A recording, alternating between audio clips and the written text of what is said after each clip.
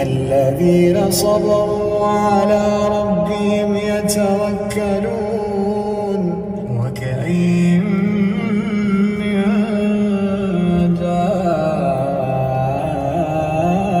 دابة لا تحمل رزقها الله يرزقها وإياكم وهو السميع العليم. ولئن سألتهم من خلق السماوات والأرض وسخر الشمس والقمر ليقولون